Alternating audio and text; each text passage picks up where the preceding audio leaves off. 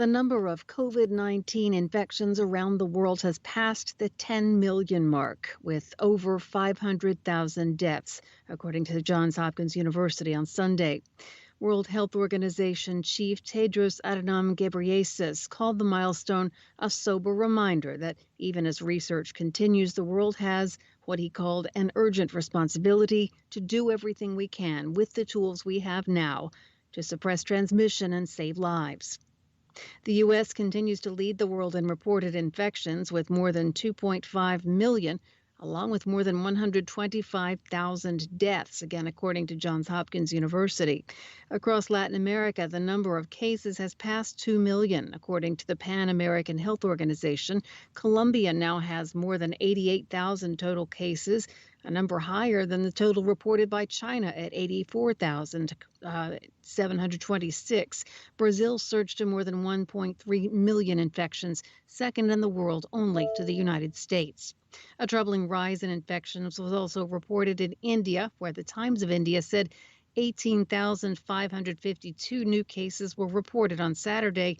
That surpasses Friday's record of more than 17,000.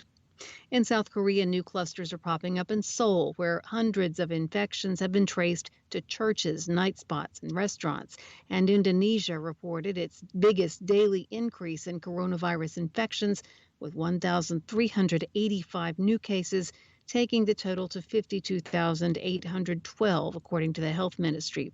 5 U.S. states, Florida, Georgia, South Carolina, Arizona, and Nevada, reported record-breaking daily numbers of new coronavirus cases on Saturday. From Washington, this is VOA News. U.S. Vice President Mike Pence on Sunday mostly blamed young people for the sharp increase in recent days of the number of confirmed cases in the country, saying they are ignoring precautions to prevent the spread of coronavirus. Pence, in an interview on CBS's Face the Nation show, said it is inarguable that increased testing in the United States has led to confirmation of more people with coronavirus infections. But he said, and this is a quote, "Younger Americans have been congregating in ways that may have disregarded the guidance that we gave on the federal level for all phases of reopening businesses."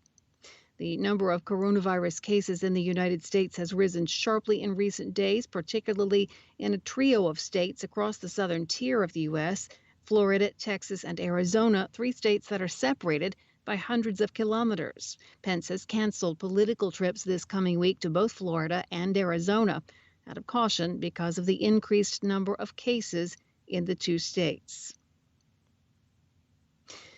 U.S. President Donald Trump said on Sunday he had never been told about reports that a Russian military intelligence unit was secretly offering bounties to Taliban militants in Afghanistan to kill U.S. soldiers.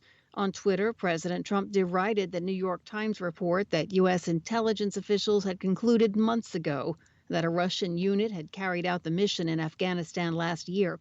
The report said Mr. Trump was briefed about it in late March.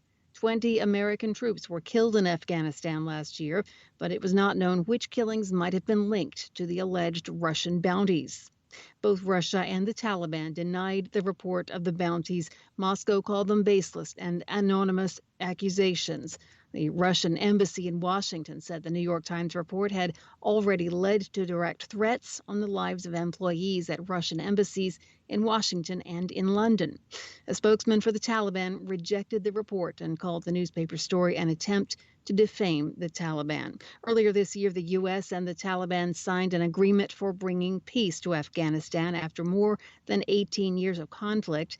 The U.S. and NATO allies agreed to withdraw all troops by next year if the militants uphold the deal. And a senior U.S. official says Iran would become the arms dealer of choice for terrorists if a UN weapons embargo is allowed to expire. Brian Hook, the U.S. Special Representative for Iran, told the Associated Press during a visit to the United Arab Emirates that the world should ignore Iran's threats of retaliation in response to any extension of the embargo. Hook said such a response amounts to intimidation, what he called a mafia tactic.